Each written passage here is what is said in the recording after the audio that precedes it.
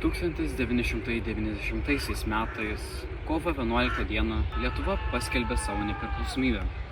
Ji buvo pirmoji Sovietų Sąjungos respublika tai bandanti padaryti. Bet Maskva, aišku, nenorėjo to priimti.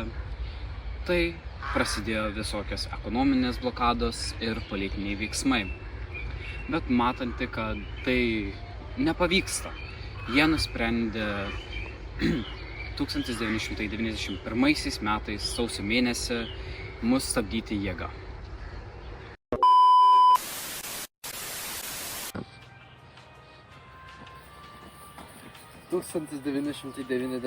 metų sausis. Lietuva vos prieš metus atkūrusi savo nepriklausomybę, tačiau stovėjo ant išlikimų slenksčio. Nors pasaulis dar nebuvo pripažinęs jos laisvės, lietuviai jau gyveno ją kiekvienoje dienoje.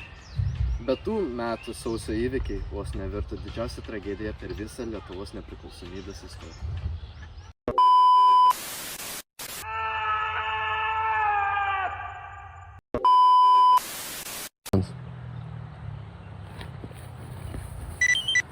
Sausio 8-9 dienomis Vilniuje pasirodė Sovietų Sąjungos specialiosios pajėgos OMON.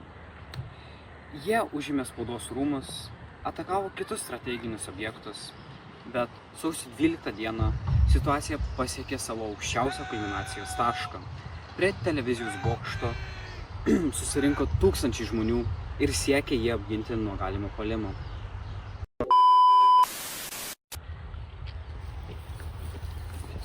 Sausio 13 naktį apie 2 valandą ryto sovietų armija pradėjo puolimą. Tankai apsupo televizijos bokštą, kariuomenė šaudė į orą, bet taip pat ir į žmones. Žuvo 14 civilių žmonių, šimtai buvo sužeisti. Nepaisant to, nei aukščiausioji taryba, nei visuomenė nepasidavė. Aukščiausioji taryba toliau dirbo, gynė nepriklausomybę.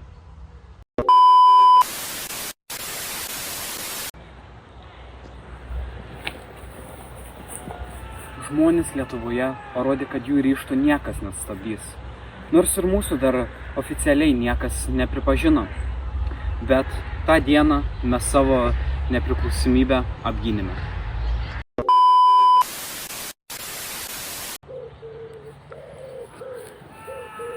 Sausio 13 tapo simbolinė laisvės kaina. Vėliau tą pačią dieną visoje Lietuvoje vyko pilietinis streikas. Žmonės stabdė darbą, reiškia solidarumą. Šiandien ši diena žinoma kaip laisvės gynėjų diena. Ji skirta atminti visus, kurie stovėjo ginti mūsų valstybę su daina, su viltimi, be ginklų.